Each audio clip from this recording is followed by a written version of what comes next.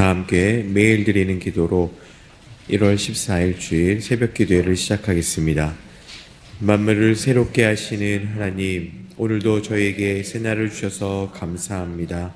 날마다 저희에게 새 마음을 주셔서 옛사람을 벗고 새 생명 가운데서 살게 하소서. 이 세상의 만연한 불의와 폭력을 잡아주시고 전쟁과 갈등이 그치게 하시며 절망을 소망으로 바꾸시어 의의 평화와 기쁨의 하나님 나라가 임하게 하소서. 이 나라를 지켜주시며 복음 통일이 속히 이루어지게 하옵소서.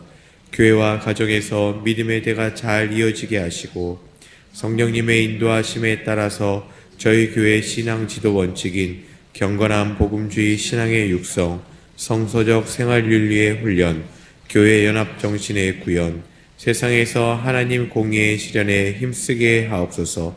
모든 교역자들이 성령님으로 충만하게 하시고 모든 성도들이 하나님의 명령을 따라 힘차게 올라가게 하옵소서. 예수님의 이름으로 기도드립니다. 아멘. 이 시간 하나님께서 저에게 주신 말씀은 구약성경 창세기 40장 21절로부터 23절까지의 말씀입니다.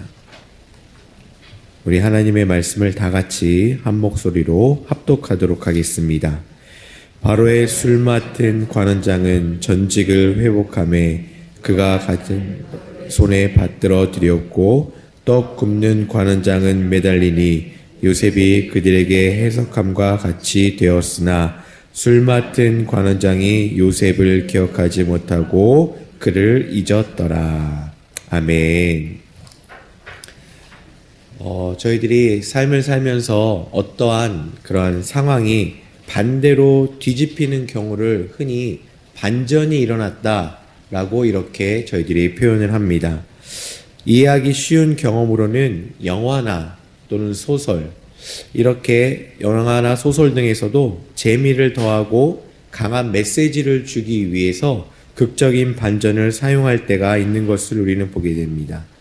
이러한 허구의 이야기 속에서 일어나는 반전은 굉장히 저희들에게 재미를 주고 또 기억을 더 강하게 하면서 그래도 저희들이 참여하고 볼만한데, 만약에 실제로 우리 삶에서 반전이 일어나야 하고 또 그것이 극적인 반전을 기대하는 상황을 만났다라는 것은 어떠한 상황을 의미하겠습니까? 극적인 반전만이 우리가 숨을 쉴 수 있는 그러한 상황이 되었다라는 것은 그만큼 우리의 삶이 절박한 상황, 절벽을 맞닥뜨리고 있는 그런 어려운 상황에 치닫고 있었다라는 것으로 우리는 해석할 수 있습니다. 그 어떤 기적과도 같은 반전이 일어나지 않으면 모든 것이 무너질 수밖에 없는 그러한 상황을 우리는 이야기하고 있다라고 해도 과언이 아닐 것입니다. 우리 사랑하는 성도님들, 혹시 이러한 극적인 상황을 경험해 보셨습니까? 아니면 지금 이 순간 그러한 극적인 상황을 기대하고 바라는 어려운 가운데 혹여라도 계신 것은 아니십니까?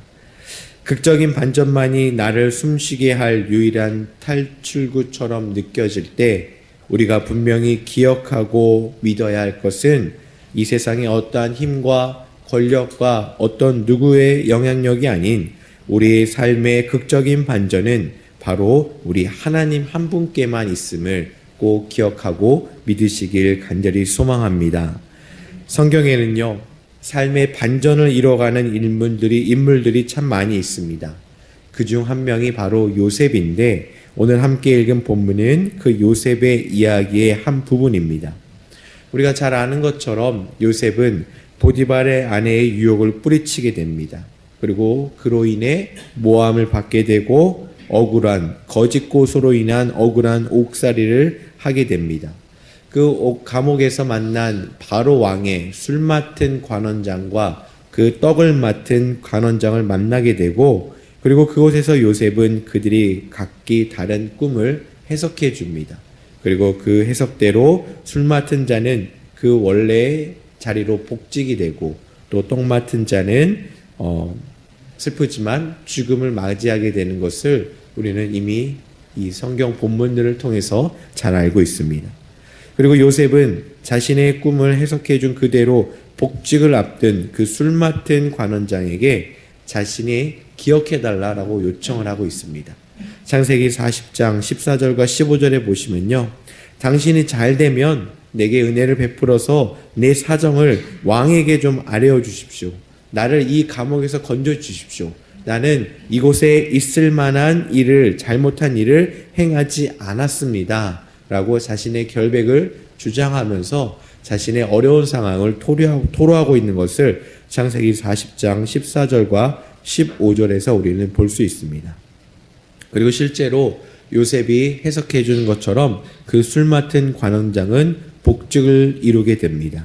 근데 여러분, 어떤 일이 벌어집니까? 오늘 함께 읽은 본문 마지막 절처럼 그 술 맡은 관원장은 복직이 되었지만 요셉의 약속, 요셉의 부탁을 기억하지 못하고 있는 것을 우리는 보게 됩니다.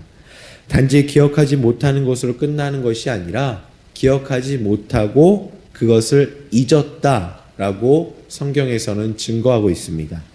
그리고 성경에서는요, 그 술 맡은 관원장이 요셉을 잊어버린 이유에 대해서는 자세히 이야기하고 있진 않지만 여러 이유들이 분명히 있었을 것입니다. 그런데 그 이유를 뒤로 한 채 우리가 좀 더 성경을 면밀히 보면서 생각해 볼 수 있는 것은 술 맡은 그 관원장이 바로 그를 잊은 것이 의도적으로 기억하지 못하고 기억하지 않고 있다라는 것을 우리는 확인해 볼 수 있습니다. 오늘 본문 마지막 23절에서 기억을 하지 못한 것도 우리는 조금 서운할 수 있습니다. 아니, 어떻게 그가 복직을 했는데 요셉이 그 컴컴한 감옥에서 씨름하고 걱정하는 그들에게 하나님의 뜻대로 올바른 길을 제시해주고 해석해줬는데 이렇게 어떻게 복직을 했음에도 불구하고 은인과 같은 요셉을 기억하지 못할 수 있을까라고 우리는 반문할 수 있을 것입니다. 그렇지만 우리가 조금 더 그가 기억하지 못하는 것이 그냥 바쁘거나 여러 가지 다른 분주함 때문에 잊어버린 것이 아니라 의도적이다라고 생각할 수 있는 단어가 바로 잊었다라는 것인데요. 마지막에 있었던 기억하지 못하고 그를 잊었다라고 쓰인 히브리의 원문은 무시했다라는 의미도 담겨져 있는 것을 우리는 알 수 있습니다. 여러분들, 우리가 무시한다라는 것은 어떤 것입니까? 그냥 모르고 지나친 게 아니라요.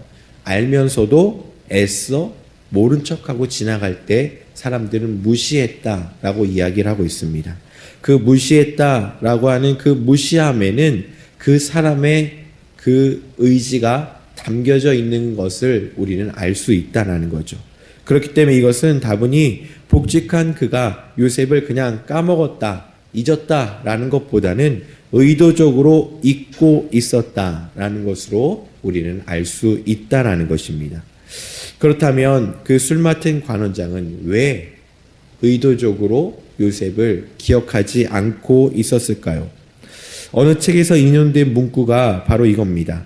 생각하기를 우리 보통 사람들은 서로 인간관계 속에서 누군가에게 호의를 베풀고 은혜를 베풀고 그 시간들이 지나게 되면 그 은혜에 대해서 보답하고 호의를 베푸는 것이 마땅하다라고 이렇게 생각한다라고 합니다. 그런데 여러분들, 그것도 내가 당사자라면 더 그것에 집중하겠죠. 근데 여러분, 실제로 우리 삶은 그렇지 않다라는 겁니다. 과거의 은혜를 내가 베풀었으니 지금 나를 좀 도와주십시오. 그 호의를 좀 베풀어 주십시오. 라고 이야기하는 것은 설득력이 없다라고 합니다. 다만 예외가 있는데 현재 나의 자리가 누군가에게 도움이 될 만한 자리에 있다면 다른 사람들이 내가 베풀어 준 호의와 은혜를 기억하며 나에게 그 보답을 한다라는 것입니다. 즉 예를 들면 이겁니다. 술 맡은 관원장은 분명히 요셉의 은혜를 잊을 수 없는 인물임을 우리는 잘 알고 있습니다. 자신이 복직을 하고 그 일을 할 때마다 감옥에서 자신을 기다릴 요셉이 아마 더 생각났을 것입니다. 그런데 여러분 어떻습니까? 지금 감옥에 있는 요셉에게 그가 호의를 베푼다 할지라도 자신에게는 큰 도움이 되지 않는 현실을 마주하고 있다라는 겁니다. 오히려 지금까지 요셉이 보디발의 노여움을 샀다라는 것을 감옥 밖에 나와서 사람들의 이야기를 듣고 그가 보디발의 아내에게 이런 일을 행하려고 했어? 라고 거짓된 고소의 현실을 받아들이면서 그 요셉을 도와주는 것이 조금씩 어려워지고 있다라는 것을 우리는 예측해 볼 수 있습니다. 동시에 왕궁에서 일하면서 보디발이라는 그 인물이 가지고 있는 권력을 누구보다도 잘 알았기 때문에 그가 그 위험을 무릅쓰고 그 어려움을 감수하면서까지 요셉을 도와줄 이유가 없었다라는 것을 우리는 알 수가 있다라는 거죠.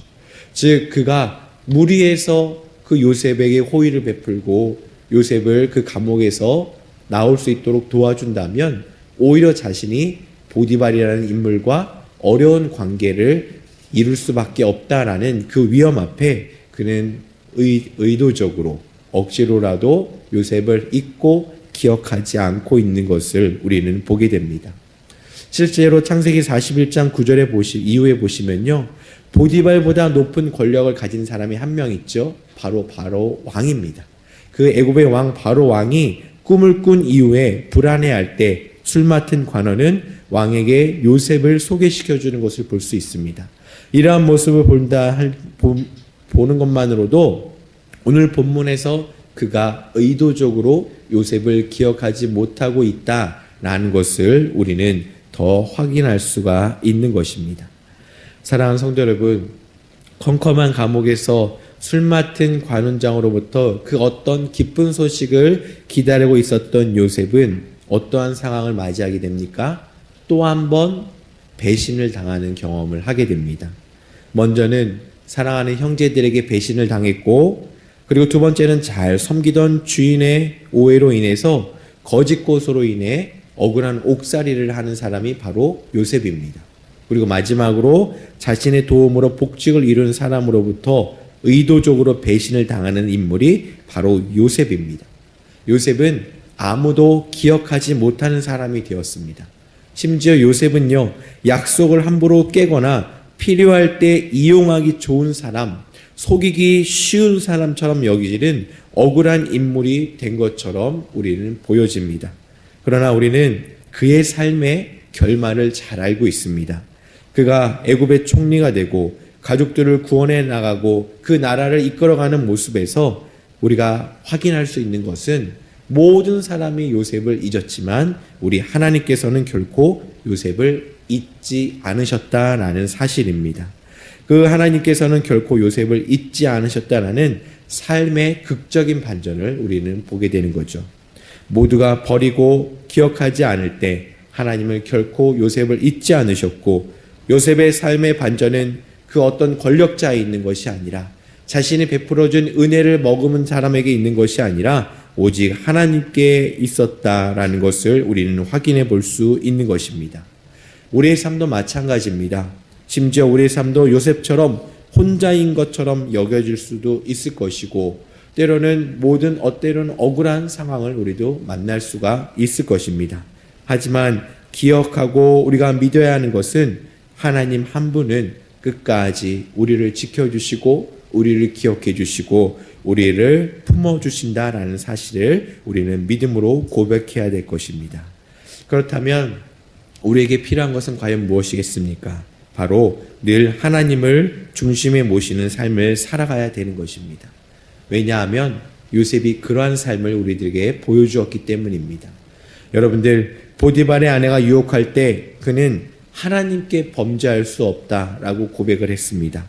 감옥에서 떡 맡은 자와 술 맡은 자의 꿈을 해석할 때도, 그리고 바로 왕의 꿈을 해석할 때도 내가 무언가 해보겠습니다라가 아니라 바로 하나님께서 하심을 고백하면서 하나님을 늘 중심에 모신 삶을 살았던 인물이 바로 요셉입니다. 마찬가지로 우리가 삶의 반전을 기대하고 있는 어려운 순간에 있을지라도 우리를 끝까지 기억하시는 하나님을 기억할 뿐만 아니라 늘 언제나 기쁠 때나 어려울 때나 우리의 삶이 어떠한 모습에 있을지라도 우리가 늘 호흡하듯이 하나님을 언제나 내 중심에 모시고 살아갈 때 모든 것이 나를 외면하는 것 같은 순간이 직면할지라도 우리는 하나님 한 분만으로 인해 반전의 주인공이 될 수 있음을 기억하시면서 늘 주님과 호흡하고 주님과 함께하고 또 살아계신 하나님의 존재만으로도 늘 기뻐하는 우리 모두가 되시길 주님의 이름으로 간절히 소망하고 축복합니다. 이 시간 하나님께서 저에게 주신 말씀은 구약성경 창세기 42장 1절로부터 4절까지 함께 보도록 하겠습니다. 창세기 42장 1절로부터 4절까지의 말씀입니다. 우리 하나님의 말씀을 한 절씩 교독하겠습니다. 그때 야곱이 애굽에 곡식이 있음을 보고 아들들에게 이르되 너희는 어찌하여 서로 바라보고만 있느냐.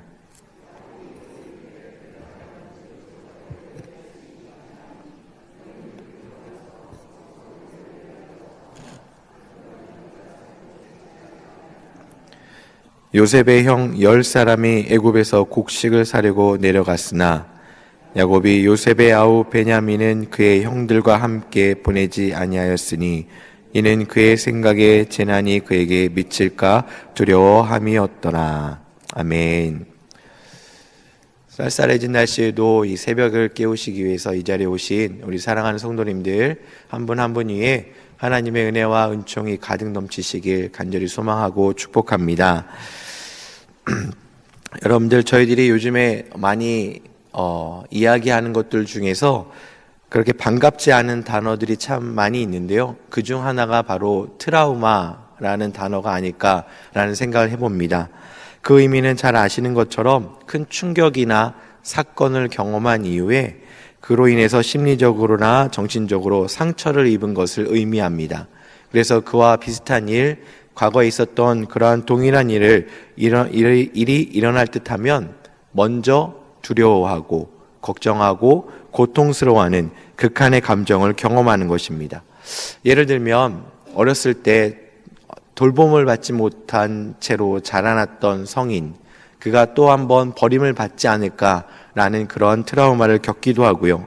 또 가까운 사람의 갑작스러운 죽음, 또 중요한 관계의 단절들, 또 사고나 자연재해 등 이렇게 크고 충격적인 일들이 한번 겪은 이후에 또다시 그것이 일어날 수 있을 거다라는 생각으로 인해서 그 감정과 그 마음과 정신이 상처를 입고 고통과 두려움 속에 갇혀있는 그 트라우마를 겪는다라는 것들을 우리는 종종 이야기하게 됩니다. 이것의 특징은요, 조금 전에 설명을 드린 것처럼 지난 과거의 경험이 충격이 지금의 삶과 비전을 지배한다라는 것입니다. 이러한 트라우마를 그냥 방치하게 되면 두려움과 고통 속에 갇힐 뿐만 아니라 그로 인해서 우리에게 지금 주어진 정상적인 삶을 살아갈 수 없기 때문에 우리는 그 문제를 반드시 해결해야 된다라는 거죠.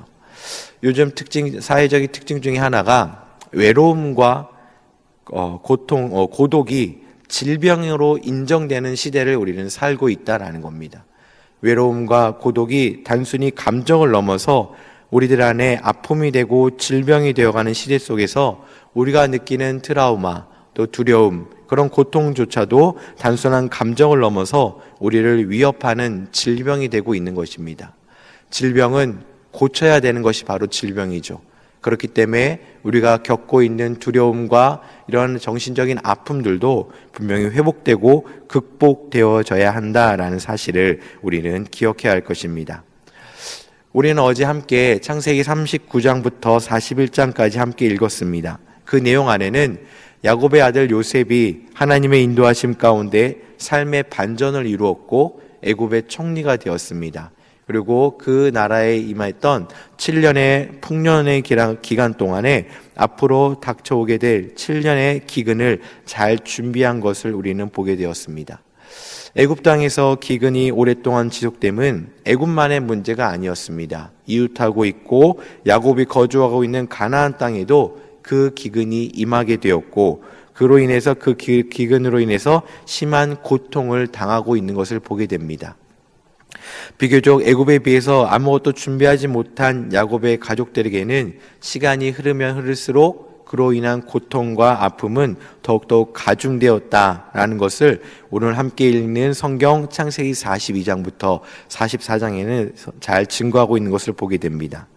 그렇다면 야곱은 무엇을 두려워하고 있겠습니까? 크게 두 가지를 우리가 이야기할 수 있을 텐데요. 하나는 기근에 대한 두려움이고 하나는 자녀를 잃을 것에 대한 두려움입니다.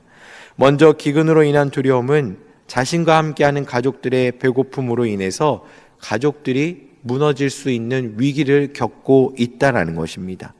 그 무너질 위기를 직면한 두려움, 그 일을 해결하고자 야곱은 그 애굽을 택하게 됩니다.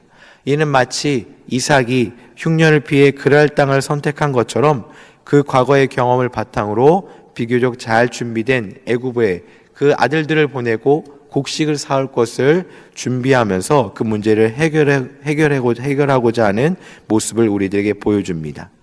그런데 여러분들, 또 다른 두려움인 자녀를 잃는 것에 대한 두려움에서는 자유하지 못한 것을 우리는 보게 됩니다. 오늘 본문 마지막 절에 보시면 그 두려움이 구체적으로 어떤 것인지를 이야기하고 있고 우리는 그 이유가 무엇인지를 잘 알고 있습니다. 과거 요셉을 잃었던 아픔이 아직 해결되지 못한 야곱은 그것이 트라우마로 남아서 그 일이 또다시 일어날 수 있을 것에 대한 심히 두려워 떨고 있는 것을 우리는 보게 됩니다. 이렇듯이 두려움이란 것은 과거의 불행에 대한 기억과 짝을 이루고 살아가는 것을 보게 됩니다. 그래서 과거의 불행이 해결되지 않은 상태로 지금을 맞이하고 내일을 맞이하게 되면 동일하거나 비슷한 두려움에 우리는 휩싸이게 된다는 거죠. 근데 어떤 분들은 이렇게 이야기하시는 분들도 있을 것입니다. 지나온 시간은 과거는 과거로 충분할 뿐이지 그거로 인해서 지금 현재 우리의 삶이 무너지고 또 앞으로 다가올 미래를 걱정할 것은 없다라고 생각하는 사람들도 있는 것 같습니다. 근데 여러분들, 솔직하게 우리의 삶의 모습을 한번 바라보십시오. 실제 우리가 지금 느끼는 감정은, 그 감정의 시작은 어디서부터 왔습니까? 바로 과거의 경험입니다. 과거에 두려움을 느꼈다면 그것이 두려운 것이다 라는 것을 알고 앞으로 비슷한 상황에서 우리는 두려움을 느낄 것이고, 또 과거의 기쁨과 감사와 즐거움을 느꼈다라고 하면 그 지난 경험과 짝을 이루면서 지금 우리가 느끼고 또 앞으로 기대할 수 있는 기쁨과 감사와 즐거움이 과거의 경험으로부터 왔다라는 것을 우리는 부정할 수가 없는 것입니다. 그렇기 때문에 우리의 인생이 각각의 독립적인 사건들로만 생각하는 것보다는 인생 전체를 본다면 하나의 여정으로 우리는 이야기할 수 있는 이유도 바로 여기 있다라는 것입니다. 그렇다면 여러분들, 야곱이 다시 잃을 것 같은 그 두려움, 자녀를 다시 잃을 것 같은 그 두려움을, 또 우리가 매일같이 느끼는 그 두려움을 극복하는 방법은 과연 무엇이겠습니까? 나름대로 사람들은 그 두려움을 이기고 극복하기 위해서 나 자신만의 방법을 선택하고 애쓰고 수고하고 있지만, 우리가 오늘 말씀 가운데 함께 나눌 수 있는 것은 바로 그 두려움을 묵상하고 그 두려움을 직면해야 된다라는 사실입니다. 애굽의 총리가 된 요셉을 만나고 온 형제들이 아버지에게 이야기합니다. 우리가 그에게 곡식을 사고 우리가 정탐꾼이 아니다라는 것을 확증하기 위해서는 아버지와 함께하고 있는 베냐민을 데리고 가야 됩니다 라고 이야기할 때 야곱은 더 강하게 반대하는 것을 우리는 보게 됩니다. 여러분들, 이 이야기가 오고 가고 있는 상황은 지금 어떤 상황입니까? 이미 시므온이 애굽에 결박되어 있는 상황입니다. 그리고 그토록 애지중지하던 요셉과 베냐민 중에서 아버지인 야곱에게는 요셉은 이미 행방불명된 아들입니다. 그 하나밖에 남지 않은 그 베냐민조차도 잃을까봐, 다른 자녀들보다 더 편애하고 사랑했던 그 두 아들 중에서 남아있는 한 아들마저도 잃을까봐 힘들어하고 아파하고 괴로워하고 있는, 그래서 아들들과 아버지가 갈등을 빚고 충돌하고 있는 모습들을 우리는 보게 됩니다. 그로 인해서 어떤 일이 벌어집니까? 애굽으로 돌아가야 할 시간들은 자꾸만 지체가 되고, 지체가 되니까 그들이 사왔던 곡식들은 점점 떨어지게 되는 거죠. 계속 시간이 지체되고 가족들의 빈곤은 너무나도 심하게 고통받는 것을 우리는 보게 됩니다. 그러자 야곱은 결국에는 베냐민을 애굽으로 보내게 되는 거죠. 여러분들, 그 이야기가 창세기 43장 14절에 나오고 있습니다. 우리 성경책을 펴신 분들은 창세기 43장 14절의 말씀을 우리 다 같이 한번 한 목소리로 읽어보도록 하겠습니다. 43장 14절입니다. 전능하신 하나님께서 그 사람 앞에서 너희에게 은혜를 베푸사 그 사람으로 너희 다른 형제와 베냐민을 돌려보내게 하시기를 원하노라. 내가 자식을 잃게 되면 이르리로다. 아멘. 여러분들, 쭉 한번 이 오늘 함께 읽은 본문을 쭉 읽어보시면 그 앞에서 이 야곱은 너무나도 두려워서 베냐민을 보낼 것을 너무나도 강하게 부정하고, 왜 너희들은 동생이 있다고 가서 이야기를 했느냐, 오히려 수고한 아들을 질책하는 그런 야곱의 모습들을 보여주고 있습니다. 그런데 오늘 함께 지금 좀 전에 다시 읽었던 14절의 말씀을 보면요, 지금까지의 야곱과는 좀 다른 모습, 냉철하고 이성적인 모습을 보여주고 있는 것을 보게 됩니다. 지금까지 자신이 유독 사랑하는 요셉을 잃었고 그의 동생 베냐민마저 잃을까봐 아들들과 논쟁을 하며 전전긍긍하고 집안의 어려움을 나 몰라 하는 것처럼 느껴졌던 그런 모습들이 있지만, 그것과는 전혀 다른 냉철하고 이성적인 모습을 우리들에게 보여줍니다. 야곱이 이렇게 결정하고 이러한 모습을 보여줄 수 있었던 것은 바로 그가 두려움을 직면했기 때문입니다. 두려움을 직면하고 자신의 역할, 자신의 책임이 무엇인지를 깨닫게 된 거죠. 자신의 역할이 두려움에 갇혀있는 자가 아니라 자신과 함께하고 있는 이 가족들을 돌아보게 된 것입니다. 실제로 창세기 43장 10절에 보시면요, 아들들은 계속해서 지체하고 있는 야곱에게 우리가 지체하지 않았으면 벌써 애굽에 2번이나 다녀왔을 것이다 라고 안타까움을 호소하고 있습니다. 이미 이 고통의 절정에, 감당할 수 없는 배고픔에 그 다른 가족들이 직면한 것을 보게 된 거죠. 그 어린 자녀들을 보게 된 것이고, 다른 10 아들의 후손들을 본 것이고, 어린 아기들이 배고파 목 놓아 울고 있는 것을 직면하면서 자신의 역할이 배고픔에 가족들이 멸절하는 것이 아님을, 그리고 하나님께서 자신에게 약속하신 그 언약을 다시 한번 기억하면서 내가 해야 될 것들, 내가 감당해야 할 것이 무엇인지를 깨닫고 결단하는 장면이 바로 창세기 43장 14절의 말씀인 것입니다. 사랑하는 성도 여러분, 이처럼 두려움을 직면하는 것은, 그 과정이 분명 고통스러운 것은 분명할 것입니다. 하지만 그 두려움을 직면함으로 인해서 우리가 깨닫는 것은 그 두려움이 어디서 왔는지를 우리는 깨닫게 될 것이고, 그 두려움이 무엇 때문에 왔는지를 우리는 깨닫게 될 것이고, 그것이 하나님의 뜻과는 어떻게 다른지를 깨닫게 되면서 그 안에서 살아가고 있는 우리가 감당해야 될 그 책임들, 사명들, 역할들이 무엇인지를 우리는 다시금 확인할 수가 있는 것입니다. 그렇다고 두려움이 사라지거나 그 원인이 사라지는 것은 결코 아닙니다. 변함없는 상황을 대하는 마음과 우리의 눈이 바뀐 것이고, 그것으로 인해 내가 해야 할 일을 깨닫게 되므로 우리는 두려움을 극복할 수가 있는 것입니다. 때로는 그 과정에서 모든 것을 야곱처럼 내려놓아야 하는 결단이 있을 수도 있을 것이고, 또 인생의 여정을 하나로 연결되어 있기 때문에 지나온 시간들을 돌아보면서 나의 과오를 깨닫게 될 수도 있을 것입니다.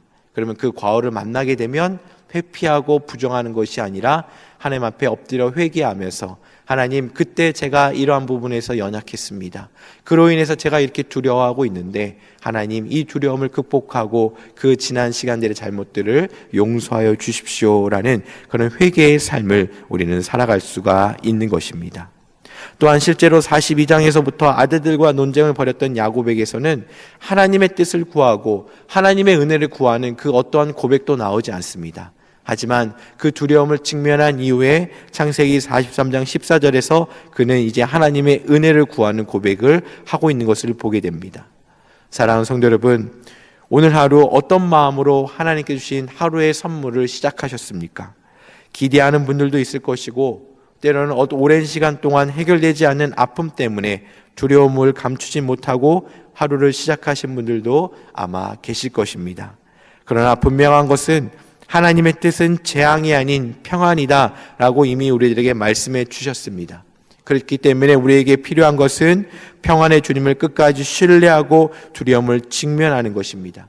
그 직면할 때 이 두려움이 어디서 왔는지, 또 무엇 때문에 왔는지, 그리고 두려움에 대한 하나님의 뜻이 무엇인지를 깨닫는다면 그 두려움 가운데 함몰되는 것이 아니라 그 과정 속에서 우리의 역할을 다시 한번 깨닫고 잘못된 것을 회개하고 그 두려움 가운데서도 그 기대하는 마음으로, 담대함으로 변화된 삶을 살고 결단하고 고백하고 하나님의 은혜를 구하는 삶을 살아갈 수 있는 것이 바로 성도된 우리들에게 주신 하나님의 은혜임을 기억하며 오늘 하루도 두려움을 이기고 극복함으로 늘 주님과 동행하는 우리 사랑하는 모든 성도님 되시길 주님의 이름으로 간절히 소망하고 축복합니다.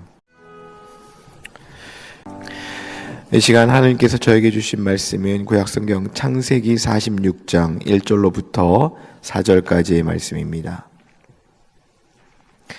창세기 46장 1절로부터 4절까지의 말씀, 우리 한 절씩 교독하도록 하겠습니다.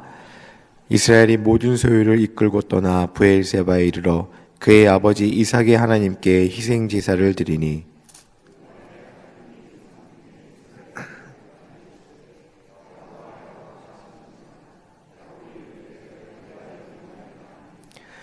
하나님이 이르시되 나는 하나님이라 내 아버지의 하나님이니 애굽으로 내려가기를 두려워하지 말라.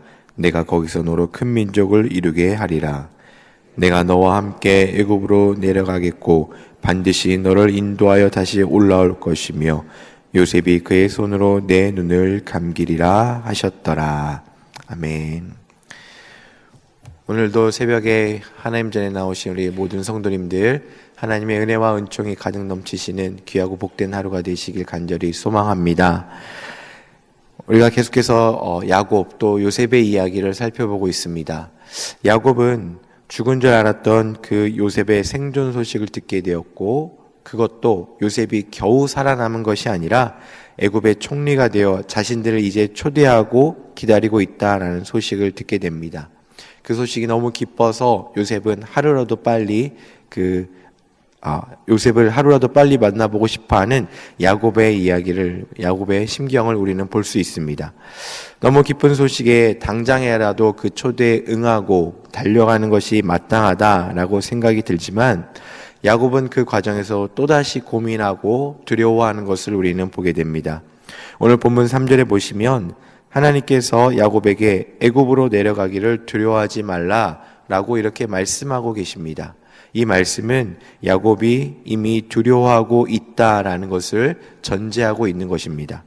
그런데 오늘 본문에서의 두려움은 어제 저희가 함께 나눴던 무언가를 잃어버리고 누군가를 잃어버리고 또 무슨 소유를 잃어버릴 것에 대한 두려움과는 전혀 다른 두려움이다라는 것을 우리는 알 수 있습니다. 즉 두려움의 질이 바뀌었다라는 것입니다.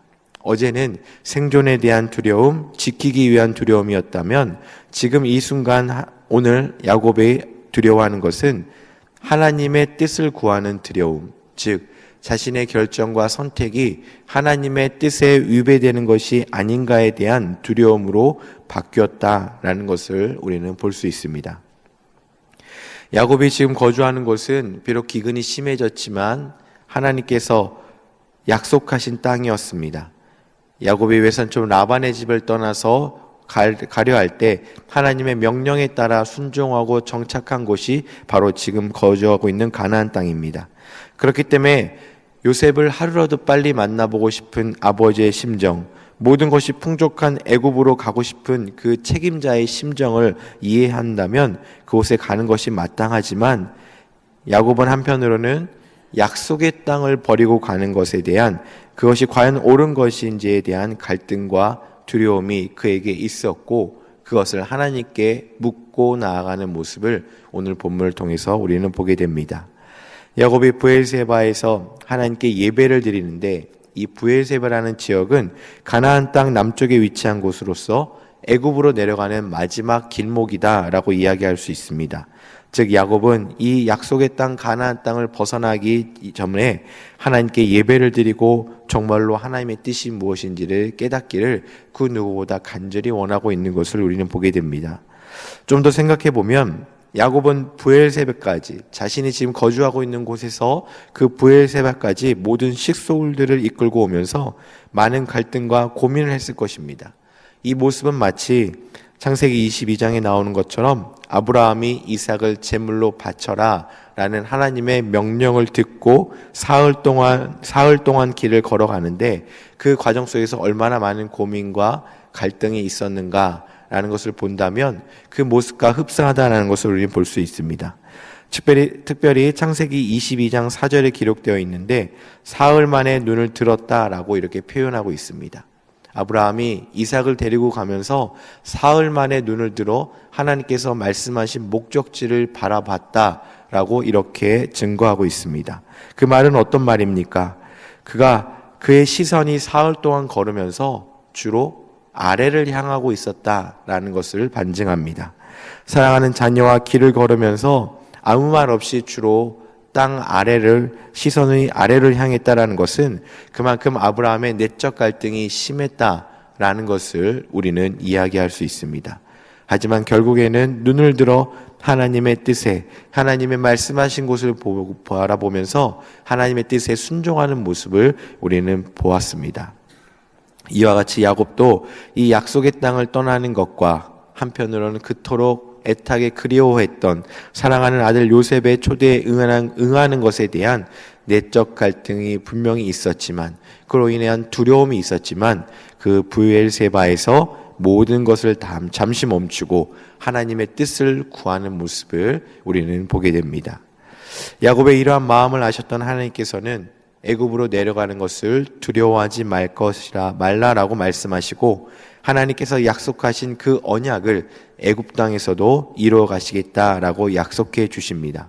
그리고 동시에 4절의 말씀처럼 애굽 땅은 이스라엘 민족들이 정착할 곳이 아니라 잠시 머물 뿐 다시 돌아오고 다시 인도하시겠다라는 말씀으로 그곳에서도 잠시 머물지만 큰 민족을 이뤄 가시겠다라는 하나님의 약속의 의지를 다시 한번 확인시켜주고 계시는 모습을 우리는 보게 되죠. 사랑하는 성도 여러분, 바로 이것이 하나님께서 성도된 저희들에게 주신 은혜라는 사실, 은혜임을 꼭 기억하시길 바라겠습니다. 브엘세바는 애굽으로 들어가는 마지막 직전의 길목이었습니다. 그곳을 지나면 이제는 야곱의 가족들은 큰 변화를 앞두고 있는 마지막 지점이기도 하였습니다. 이처럼 우리도 인생에서 수많은 선택을 하고 갈등을 하고 고민을 하게 됩니다. 그리고 더 이상 미룰 수 없는 인생의 브엘세바와 같은 그러한 경험을, 그러한 순간을 경험하게 될 것입니다. 그럴 때마다 조급하고 두려워하는 것이 아니라 조용히 하나님의 뜻을 묻고 하나님의 인도하심을 구하고 하나님의 허락하심을 구하는 것, 이것이 바로 성도된 우리에게 주신 하나님의 은혜이요 특권임을 꼭 기억하시길 바라겠습니다. 또한 주님의 은혜 안에 머물 때 우리는요 변화된 삶을 살아갈 수가 있음을 기억하시길 바라겠습니다. 야곱은 어떤 사람입니까? 과거에 자신의 꾀를 믿고 자신의 욕망에 충실했던 사람이 야곱입니다.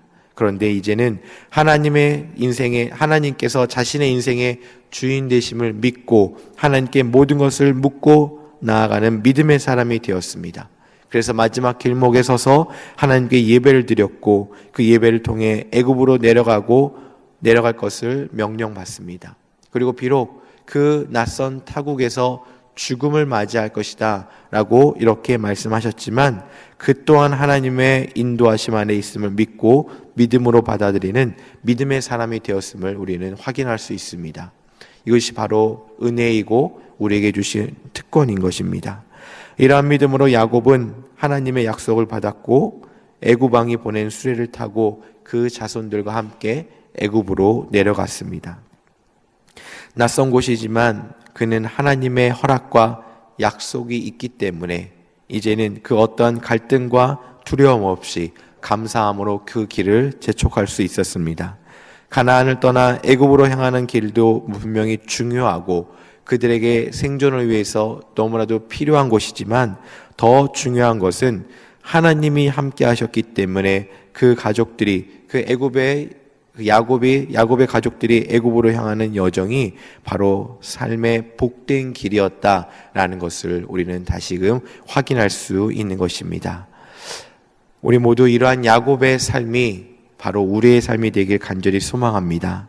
우리는 날마다 선택하는 삶을 살고 무언가를 결정하는 삶을 살아갑니다.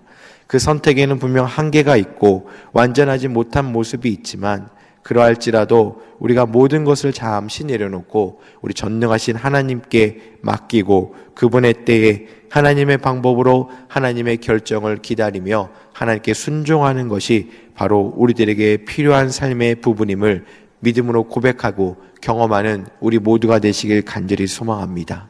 언제 가야 되고 어디로 가야 되고 무엇으로 가야 되고 무엇으로 채워야 나가야 되는 것인지 너무나도 중요한 순간들이 많지만 그거보다 더 확실하고 복된 길은 바로 야곱이 하나님과 함께 하였던 것처럼 우리가 하나님께 걸어가는 그 길이 너무나도 복된 길이요 우리들에게 꼭 필요한 길임을 기억하시길 간절히 소망합니다.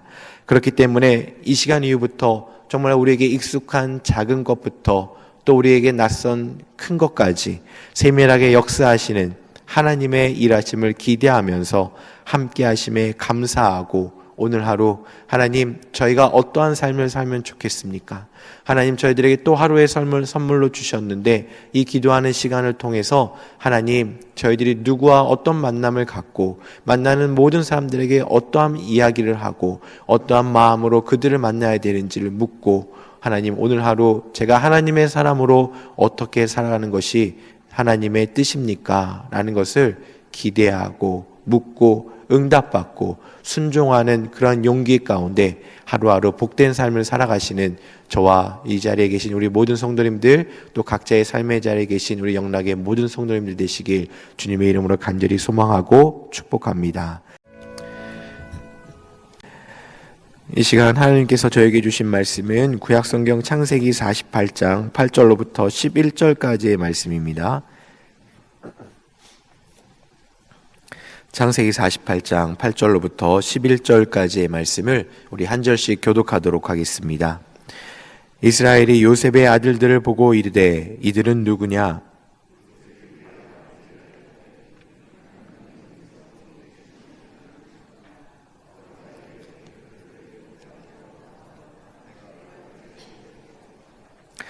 이스라엘의 눈이 나이로 말미암아 어두워서 보지 못하더라. 요셉이 두 아들을 이끌어 아버지 앞으로 나아가니 이스라엘이 그들에게 입맞추고 그들을 안고 요셉에게 이르되 내가 내 얼굴을 보리라고는 생각하지 못하였더니 하나님이 내게 내 자손까지도 보게 하셨도다. 아멘. 하나님의 인도하심 가운데서 요셉을 만나고 또 애굽에서 보다 안정적인 삶을 살던 야곱이 이제 인생의 마지막 때를 맞이하고 있는 것을 저희들은 보게 됩니다. 야곱은 애굽의 왕 앞에서 자신의 삶을 나그네와 같은 삶, 험악한 세월이었다라고 창세기 47장에서 이렇게 고백하고 있는데 그의 인생의 마지막은 험악한 세월이 아닌 바로 하나님께 복받은 삶이었다라는 것을 고백합니다. 그리고 또 그의 고백은 입술로만 고백으로 멈추는 것이 아니라 남아있는 후손들을 축복하는 모습으로 표현되고 있는 것을 우리는 창세기 48장 또 그 후반을 통해서 우리는 보게 됩니다. 특별히 오늘 함께 읽은 본문은 마지막을 앞둔 야곱이 요셉의 두 아들을 만나고 그들에게 입을 맞추고 그들에게 축복하고자 하는 모습을 담고 있습니다. 말씀에서 읽은 것처럼 야곱은 나이가 많아서 두 눈이 흐려졌습니다. 그래서 요셉이 찾아왔고 요셉과 동행한 자들이 누구인지를 한 번에 알아보지 못하고 오히려 그들이 누구인지를 묻게 됩니다. 이에 요셉은요, 본문 9절에서 기록된 것처럼 하나님께서 여기서 나에게 주신 아들들입니다 라고 이렇게 고백하는 것을 보게 됩니다. 요셉이 이야기한 여기서라는 곳은 지금 살고 있는 애굽을 의미합니다. 즉 그 두 아들이 애굽에서 태어났다라는 것은요 이미 야곱과 다른 세대의 삶을 살고 있는 자녀들이다라는 것을 우리들에게 이야기해 줍니다. 야곱은 이스라엘의 조상에 속하는 마지막 인물로서 지나온 시간들을 대표한다면, 이제 요셉의 두 아들들은 이제 애굽에서 성장해야 하는 새로운 세대를 상징하고 의미를 나타내고 있는 것을 우리는 보게 됩니다. 이러한 모습은 한 공간에 전혀 다른 세대가 함께 공존하고 있는 것을 보게 되는데요. 이 모습은 바로 우리의 삶의 일상적인 모습입니다. 가정에서, 교회에서, 또 그리고 일터에서 우리는 서로 다른 세대들이 함께 모여 가정을 이루어가고 있습니다. 그리고 교회 공동체를 이루어가고 있고요. 또 하나님께서 주신 일터를 함께 지켜나가는 것을 우리는 경험하고 있습니다. 이 안에는 크게 야곱과 요셉처럼 먼저 경험한 세대가 있는 반면에, 또 요셉의 두 아들처럼 그 다음을 이어가야 할 그 다음 세대들도 있는 것을 우리는 보게 됩니다. 이렇게 함께 있음이 너무나도 당연한 것이고 또 하나님의 섭리 안에 있는 것이 분명한데, 이 당연한 사회적 모습 가운데 살아가는 우리가 이 시대 가운데 이 서로 다른 세대가 함께하는 것이 때로는 갈등이 되고 아픔이 되어가는 시대를 우리는 살아가고 있는 것 같습니다. 실제로 주변에서 이 세대의 갈등을 통해서 어려움을 겪는 모습들을 우리는 쉽게 보는 것뿐만 아니라, 심지어는 이런 기사도 봤습니다. 청년들이 어느 회사에 들어가서 취업을 하기 위해서 면접을 보고 또 입사시험을 치르는 그 문항 중에 이 공동체 안에 있는 세대적 갈등을 어떻게 해결하고 어떻게 받아들이겠는가라고 묻는 회사들과 또 기업들이 많아지고 있다라는 것을 보면서 이만큼 우리 안에 이러한 세대적 갈등이 깊숙이 들어왔다라는 것을 우리는 알 수 있습니다. 이것은 성도로 살아가는 우리의 삶의 자리도 별반 다르지 않다라는 겁니다. 그렇다면 이 시대의 모습들 속에서 성도된 우리는 어떻게 살아가야 되는 것이겠습니까? 모든 삶이 그러하겠지만 성도된 우리들은 그 중심에, 삶의 중심에 우리 하나님이 결코 빠져서는 안 된다라는 사실입니다. 즉 우리는 함께 지내고 있는 전혀 다른 세대의 구성원들, 다른 사람들, 다른 문화를 갖고 있는 그런 모든 사람들이 함께 지내고 있는 이 우리의 삶의 모습이 바로 하나님의 섭리 안에 있다, 하나님의 인도하심 안에 있다, 하나님의 주권 안에 있다라는 그 섭리를 인정하고 믿어야 한다라는 사실입니다. 이제 교구 사역을 하고 신방을 하면서 어른들을 종종 많이 뵐 때가 있습니다. 그러면 어른들이 지나온 이야기들을 어떻게 사셨는지를 많이 말씀들을 해주십니다. 가정과 교회를 섬기셨던 이야기를 들려주시고요. 또 이 나라에서 이 사회 구성원으로서 어떻게 살으셨는지를 또 이야기해 주실 때가 많이 있습니다. 이야기할 때 그분들의 모습들을 보면 얼굴에 깊게 패인 주름과 거칠어진 손이 그분의 삶의 여정을 대변하기도 합니다. 인생에 있어서는 한창 후배인 목회자에게 자신의 살아오신 이야기를 풀어놓으시면서 그래도 이렇게 살 수 있는 것, 그래도 어려웠었지만 그래도 이렇게 살아갈 수 있는 것이 바로 하나님의 은혜입니다, 하나님께 감사합니다 라는 고백을 꼭 빼놓지 않으시는 분들이 많이 계셨습니다. 그렇지만 때로는 어떤 분들은 자신의 지나온 삶의 이야기를 하면서 말미에 오히려 자책하고 부끄러워하는 어른들도 많이 배웠습니다. 우리가 좀 더 잘하지 못해서, 우리가 좀 더 노력하지 못해서 우리 다음 세대들이 힘들어하고 있는 것을 보고 또 이 땅 가운데 아픔이 있는 것을 보고 자기가 좀 더 잘했으면 좋았을 텐데 제가 부족했습니다 라고 하고 자책하고 부끄러워하시고 오히려 죄송하다라고 말씀하시는 분들도 저희들은 종종 만나게 되었습니다. 그럴 때마다 저는 그분들에게 감사의 마음을 전합니다. 우리 먼저 살아가신 우리 그 인생의 선배님들이 계셨기 때문에, 그분들이 살아온 시대가 있었기 때문에 우리가 살아가고 있다라는 거죠. 그분들이 살아온 시대는 지금보다는 풍족하지 못했고 힘들고 어려운 일이 많았던 시대인 건 분명합니다. 한국교회가 전체적으로 또 신앙적인 부분에서 미숙한 부분도 많았던 시대가 바로 그분들이 애쓰고 수고하셨던 시대입니다.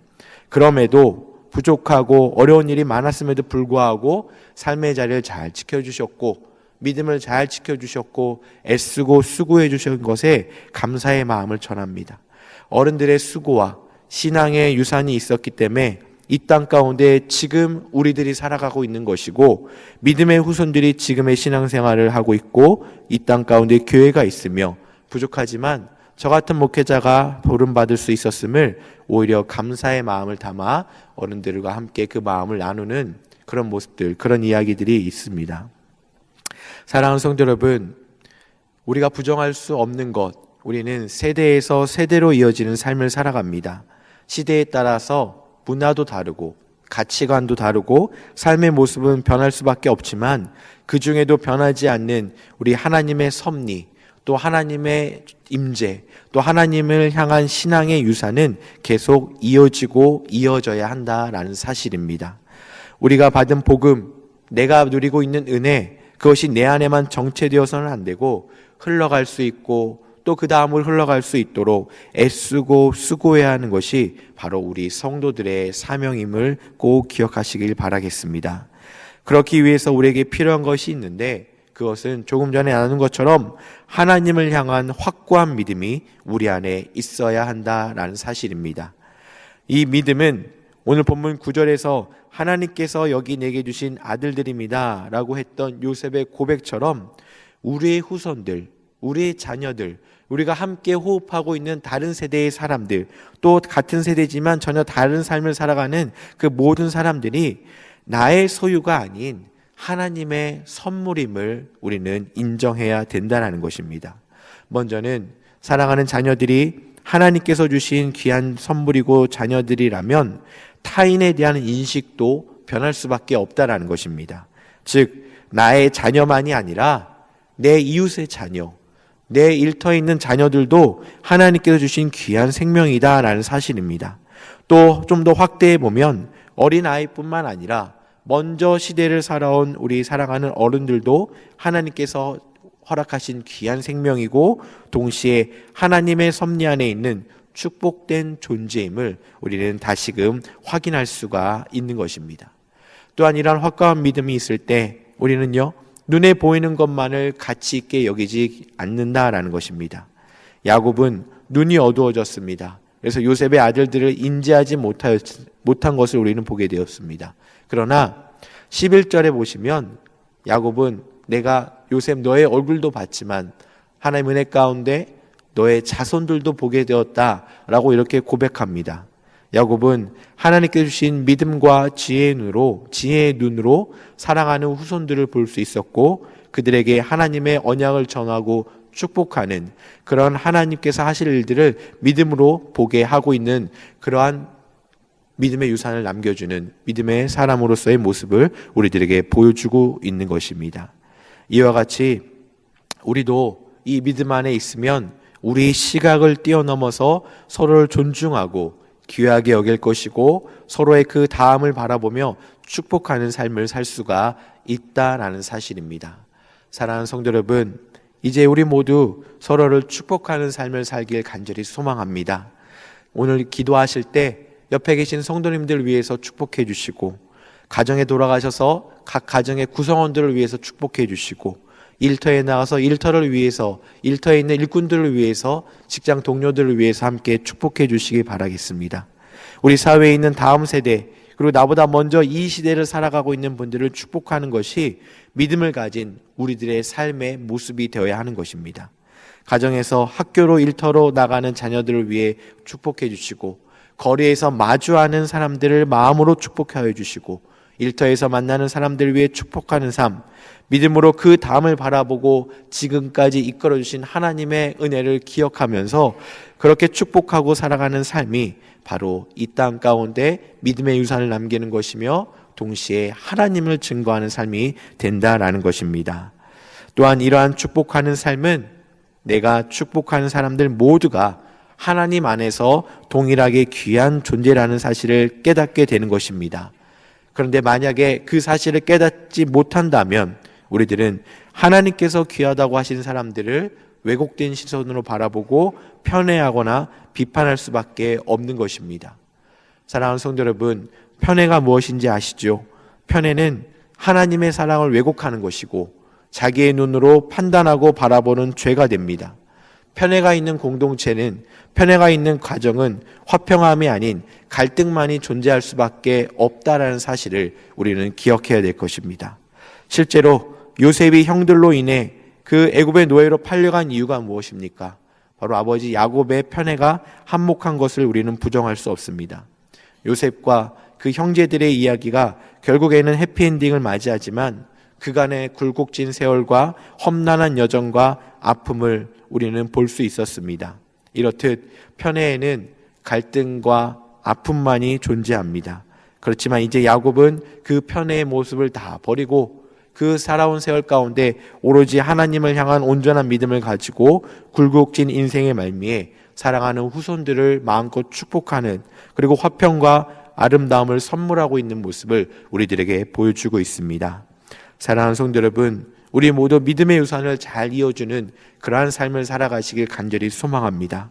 서로 축복하고 서로 위로하고 서로 공감하고 사랑하고 존중하고 귀하게 여기는 삶을 산다면 우리 다음을 이어오는 우리 사랑하는 자녀들이 더 사랑하고 더 위로하고 더 공감하는 삶을 살 수가 있다라는 것입니다.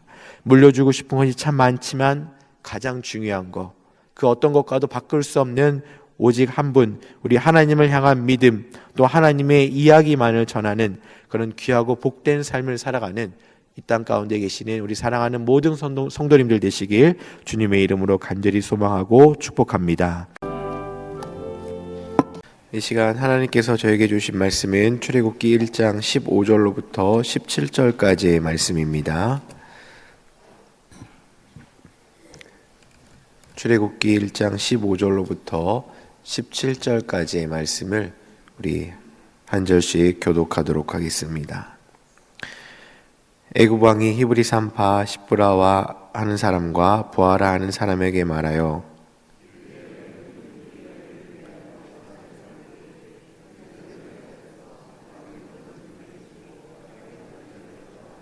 함께 읽겠습니다. 그러나 산파들이 하나님을 두려워하여 애굽 왕의 명령을 어기고 남자 아기들을 살린지라. 아멘. 오늘부터 저희들이 함께 읽는 본문이 이제 출애굽기로 넘어가는 것을 저희들이 봅니다. 이렇게 오늘부터 시작된 출애굽기의 시작은 애굽에 정착한 야곱의 자손들을 기록하면서 그 시작을 이어나가고 있는 것을 보게 됩니다. 애굽에 내려가서 정착한 야곱의 자손들이 안정적으로 정착을 하고 크게 번성을 하였습니다. 그래서 애굽과 그 이스라엘 백성들의 첫 시작은 함께 공존하는 거였고 평화와 화합을 이루며 그 시작을 함께 하였습니다. 하지만 그 이스라엘 백성들이 정착하게 된 상황을 알지 못하는 새로운 왕이 세워지면서 이스라엘 백성들의 번성이 오히려 그들에게는, 애굽에게는 큰 위협이 되었고 그것으로 인해서 공존이 무너지고 억압과 고통의 시간이 시작되고 있는 것을 우리는 발견하게 됩니다. 이스라엘 백성들의 번성함에 대한 애굽 왕은 그 두려움으로 인해서 엄청난 양의 강제 노역을 명령하게 됩니다. 그리고 급기야 오늘 함께 읽은 본문에 있는 것처럼 이스라엘 가정에 태어난 남자 아기는 모두 죽일 것을 명령하는 끔찍한 일을 벌이게 됩니다. 이렇게 애굽에 포악하게 된 이유가 과연 무엇이겠습니까? 조금 전에 함께 나눴던 것처럼 그것은 바로 사람을 두려워하는 것 때문입니다. 사람을 두려워했던 애굽 왕은 자신들이 가진 힘으로 이스라엘을 통제하기 시작했고 억압하기 시작했습니다. 그 이유는 자신들의 두려움을 해결하기 위한 하나의 방편이었습니다.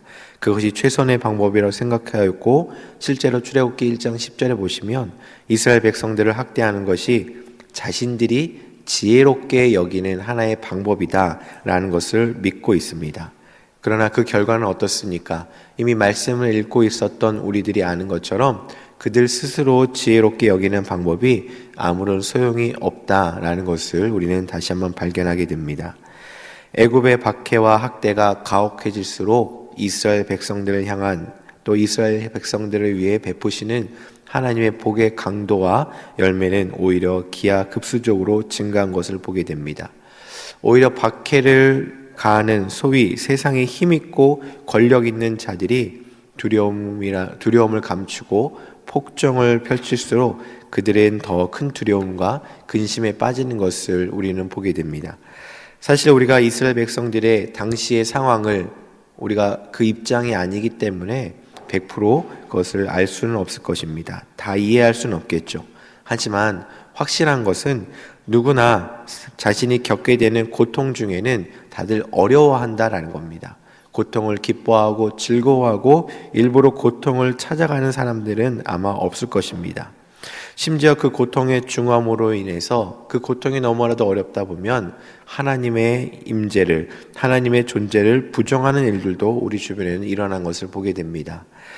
어쩌면 이스라엘 백성들 입장에서도 세대가 세대로 이어지면서 하나님의 언약에 대해서 듣고 믿음의 유산을 이어왔지만 그 고통이 너무나 크다 보니 때로는 하나님이 자신들을 버린 것은 아닌지 혹여 의심하기도 하지 않았을까라는 생각도 해보게 됩니다. 그러나 잘 아시는 것처럼 우리 하나님은 결코 그러한 분이 아니시다라는 사실입니다. 이 상황 속에서도 하나님은요, 하나님의 백성들을 지켜주시고 또 번성케 하시는 하나님의 섭리를, 하나님의 은혜를 우리는 다시 한번 발견하게 됩니다. 그리고 그러한 하나님의 섭리가 이 시대를 살아가는 우리 삶의 자리도 충분히 임하고 있음을 우리는 믿음으로 바라봐야 할 것입니다. 나에게 주어진 삶 가운데 가장 소중한 것, 그것이 정말 소중하다라고 깨닫는 순간이 있는데 그때는 그것을 바로 잃어버린 순간입니다. 그리고 그러한 잃어버린 순간입니다. 마찬가지로 아픔과 또 고통 속에서 하나님의 부재를 경험하는 것 같은 순간에 오히려 우리는 그 순간에 더 크게 역사하시는 우리 하나님, 그 순간을 놓지 않으시고 우리를 더 끝까지 붙잡아 주시는 그 하나님의 임재를 우리는 모두가 경험할 수가 있는 것입니다. 그렇기 때문에 사랑하는 성도 여러분, 고통은 힘들고 어려운 순간이지만 그 고난은 더 우리 하나님을 더 깊이 깨닫고 알아갈 수 있는 은혜의 시간이요 유익이 되는 것임을 기억하시길 바라겠습니다. 그리고 지금 이스라엘 백성들이, 말씀 안에 있는 이스라엘 백성들이 그 순간을 맞이하고 있는 것을 보게 됩니다. 애굽 왕의 포악한 횡포가 통치자로서 자신의 힘을 지키는 것으로 여겼지만 그의 명령은 그가 억압하고 있는 이스라엘 민족의 산파들에 의해서 은밀한 방식으로 보기 좋게 무산되고 무너지고 있는 것을 우리는 보게 됩니다. 여러분들, 산파라는 직업은 어떤 직업입니까? 그 일은 생명과 가장 밀접한 일임을 우리는 알고 있습니다. 그리고 주로 여성만이 할 수 있는 일입니다. 당시 사회적 지위가 굉장히 비교적 낮았던 그 여성들이 했던 일들, 그리고 생명에 직결되어 있는 일들, 애굽의 절대 권력자들의 명령을 거스리기에는 조금 위험을 더 감수해야 되는 그 지위였음에도 불구하고 그들은 생명을 죽이는 일이 아닌 생명을 살리는 일에 동참하게 됩니다. 히브리 산파들이 그러한 선택을 할 수 있었던 가장 큰 이유는 그들이 하나님을 경외하고 하나님을 두려워했기 때문입니다. 그들은 생명의 탄생의 경이로움을 매 순간마다 경험하는 자들입니다. 하나님의 놀라운 섭리와 생명에 잉태되고 출산하는 과정들을 바로 눈앞에서 보던 사람들이었습니다. 그럴수록 그들은 생명에 바로 하나님께 있음을, 생명이 인간의 소관이 있는 것이 아니라 하나님께 있는 것임을 더 깨닫는 자들이 바로 그들이었습니다.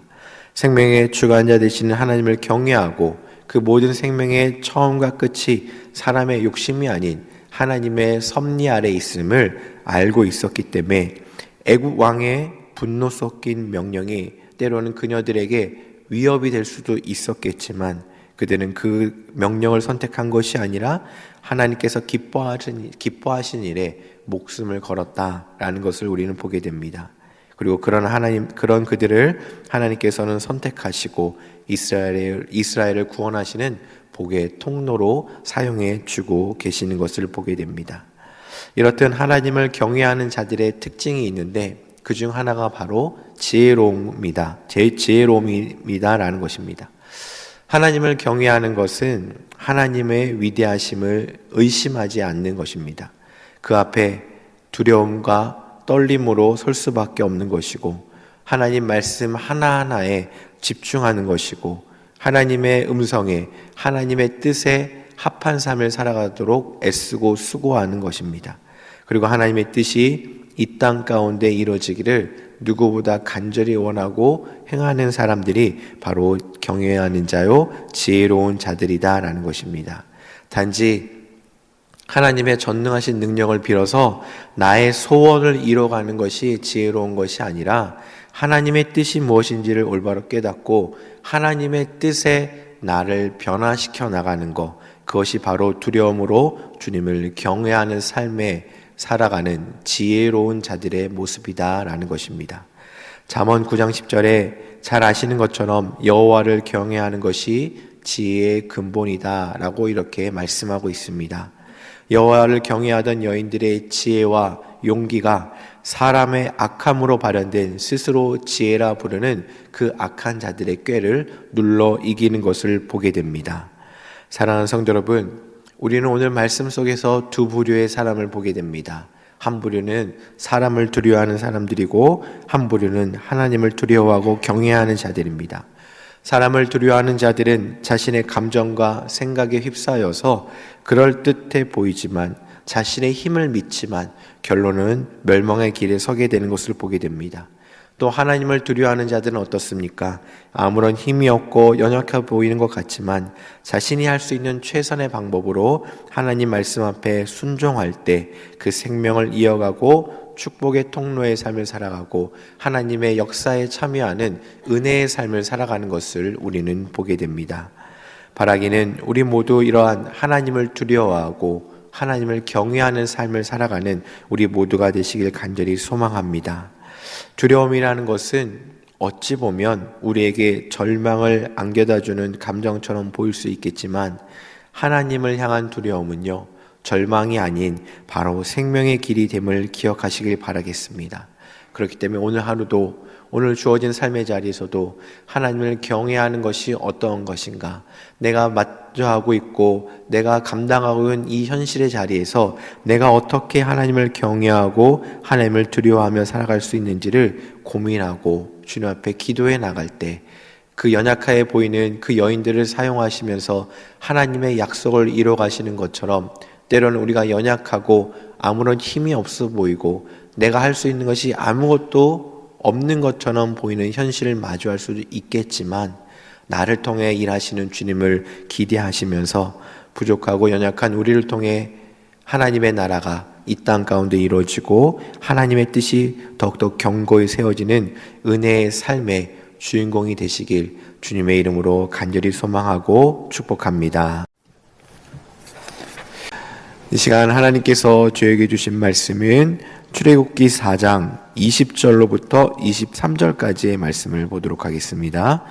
출애굽기 4장 20절로부터 23절까지의 말씀입니다. 우리 하나님의 말씀을 한 절씩 교독하도록 하겠습니다. 모세가 그의 아내와 아들들을 나귀에 태우고 애굽으로 돌아가는데 모세가 하나님의 지팡이를 손에 잡았더라.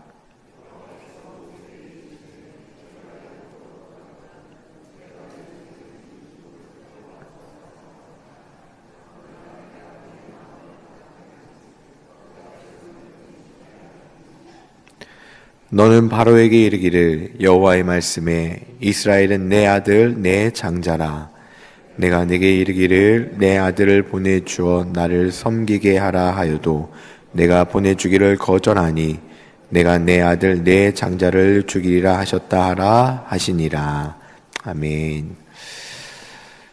저희들이 삶을 살아가면서 기적 같은 일이 벌어졌다 라고 이야기하는 경우들이 종종 있습니다.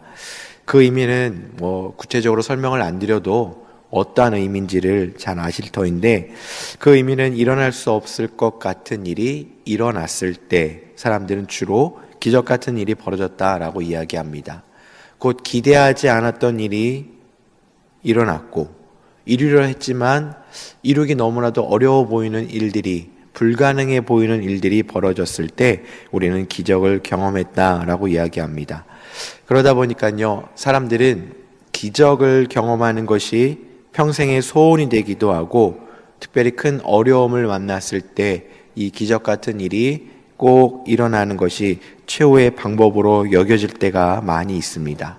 큰 시험을 만났을 때, 어려움을 만났을 때, 또 생각지 않은 큰 질병을 만났을 때, 때로는 사람들의 마음을 돌리고 싶을 때 이러한 기적을 바라보는 모습을 우리는 보게 됩니다. 그런데 여러분들 잘 아시는 것처럼 이 기적의 특징이 무엇입니까? 자주 일어나지 않는다라는 거죠. 아주 가끔 일어나기 때문에 사람들은 더 바라는 것이 기적이 아닐까라는 생각도 해봅니다. 그런데 오늘 말씀에 보니까 하나님께서 모세에게 애굽왕 바로 앞에서 이적을 행하라 라고 말씀해 주십니다. 이 말씀은 곧 주님이 그 모세를 통해 그 이적들을 보여주시겠다라고 말씀하시는 겁니다. 그런데 그 기적의 목적이 무엇입니까? 바로 개인의 욕심과 유익이 아닌 바로 오직 하나님을 증거하기 위해서 그 이적을 보여주시겠다라는 겁니다. 오늘 본문 21절에 보시면 모세에게 내 손에 준 이적을 바로 앞에 행할 것을 명령하십니다. 그리고 그 이적을 통해 이스라엘 백성들이 하나님의 자녀가 되고 하나님께서 그들의 아버지가 되심을 선포하게 하십니다. 또한 출애굽기 6장 7절에도 그러한 말씀이 있는데요. 우리 6장 7절의 말씀을 우리 한번 다 같이 읽어보도록 하겠습니다. 출애굽기 6장 7절의 말씀입니다. 너희를 내 백성으로 삼고 나는 너희의 하나님이 되리니 나는 애굽 사람의 무거운 짐 밑에서 너희를 빼낸 너희의 하나님 여호와인 줄 너희가 알지라. 아멘. 하나님께서 이 말씀을 통해서 기적을 보여주시는 이유는 애굽뿐만 아니라 하나님의 자녀가 된 자들에게도 하나님께서 누구이신지를 말씀해 주시고 하나님께서 어떤 분이신지를 말씀해 주시고 그리고 하나님의 뜻이 무엇인지를 말씀해 주신다라고 이렇게 증거하고 있습니다. 오늘 저희들이 함께 통독하게 되는 출애굽기 4장에서부터 6장에는 호렙산에서 부름받은 모세가 하나님의 부르심을 거절하는 장면도 그 안에 있습니다. 거절하는 모세에게 동역자인 아론을 세워주셨고 또 하나님의 명령에 따라 아론과 함께 애굽 왕 앞에 서보지만 오히려 이스라엘 백성들의 노역만 가중될 뿐, 그 원망을 들을 뿐 모세는 출애굽기 6장 12절에서 다시금 자신의 입이 둔하기 때문에 하나님 저는 이 일을 못하겠습니다 라고 주저앉는 모습을 보게 됩니다. 그런데 여러분들 그 앞에 하나님께서 처음에 모세를 만나시고 부르시는 과정 속에서 분명히 말씀하십니다. 하나님의 임재를 말씀해 주시고 하나님 대신 즉 하나님의 정체성을 이야기해 주시고 또 이스라엘 자손을 위한 구체적인 구원에 대한 계획을 말씀해 주시는 것을 우리는 보게 됩니다. 하지만 모세는 그 사명을 쉽게 받아들이지 않았습니다. 그리고 하나님께서는 그 모세에게 하나님의 부르심에 대한 의심과 두려움이 가득했던 모세를 향해서 두 개의 기적, 표적을 보여주는 것을 우리는 보게 됩니다. 처음 하나의 표적은요, 지팡이가 뱀이 되었다가 다시 지팡이가 되는 표적이고 또 다른 이적은 모세의 손이 나병이 들렸다가 다시 회복되는 표적입니다. 먼저 보여주셨던 그 지팡이가 뱀이 되었던 표적은 하나님의 그 뱀이 되었을 때, 그 지팡이가 뱀이 되었을 때 뱀의 머리가 아닌 꼬리를 잡으라라고 명령하십니다. 일반적으로 뱀을 잡는 분들을 보시면 뱀의 머리를 잡아야지 그 뱀을 잡을 수 있다라고 합니다. 뱀의 꼬리를 잡게 되면 뱀에 물리거나 공격을 당할 위험이 매우 크다라는 거죠. 그런데 주님께서는 주님의 그 뱀의 꼬리를 잡으라라고 말씀하십니다. 당시 애굽을 상징하는 동물이 바로 뱀이었습니다. 모세의 눈에는 애굽이 뱀처럼 사납고 두려움의 대상이 되었지만 하나님의 말씀에 순종하면서 위험해 보이는 그 꼬리를 잡았을 때 그들의 힘은 하나님 앞에는 그저 막대기에 불과하다라는 모습을 모세에게 보여주셨습니다. 또한 나병 치유의 기적을 통해서 하나님께서는 그토록 고통받고 상처받은 그 애굽에 있는 하나님의 백성들을 하나님께서 회복하시고 치유하실 것임을, 그들을 돌보시고 약속하신 가나안 땅으로 이끌어 가실 것을 또 새롭게 정착시키시고 회복시키시려는 하나님의 분명한 뜻을 보여주고 계시는 것을 우리들에게 알려줍니다. 이러한 표적은요, 하나님께서 모세를 통해 앞으로 여러 이적을 통해 애굽을 치시고 모든 백성들에게도 하나님의 통치와 다스림을 더욱더 확고히 선포하실 것을 예포하시고 동시에 두려워하는 모세를 다듬어 주시는 그런 하나님의 놀라운 자비하심을 우리들에게 보여주고 계시는 것입니다. 그런데 여러분들, 모세는요, 이렇게 하나님의 명령대로 어렵게 그 첫 발을 내딛었지만 더 악화되는 상황 속에서 또다시 주저앉고 부르심을 거절하는 것을 보게 됩니다. 이 장면에서 이러한 모습이 나의 모습은 아닐까라는 생각을 해봤습니다. 하나님 앞에서 어렵게 결단을 했다가도 나의 생각과 다르면 금세 무너지는 것이 우리의 모습인 것 같습니다. 또 하나님 앞에, 하나님, 저희가 다시 한번 해보겠습니다. 저희가 다시 한번 주님 손잡고 일어나 보겠습니다. 주님 말씀대로 나아가 보겠습니다. 라고 결단해 보지만 또다시 주변의 원망과 여러 가지 어려움, 극복하지 않는 일들, 일어나지 않는 기적들로 인해서 또다시 주저하는 것이 바로 우리의 연약함이 아닐까라는 생각도 해보았습니다.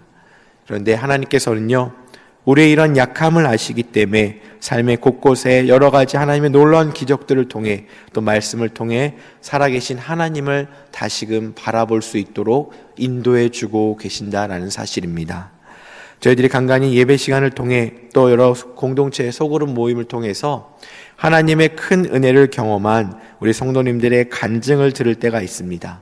정말 어떠한 간증을든요, 듣다 보면 정말 기적 같은 일이구나 라는 생각이 들 때가 참 많이 있습니다. 그리고 그런 내용들을 들으면서 나에게도 이런 일이 있으면 참 좋겠다, 나에게도 이런 기적 같은 간증의 이야기들이 매일같이 쏟아졌으면 좋겠다 라고 부러워하는 마음도 있는 것 같습니다.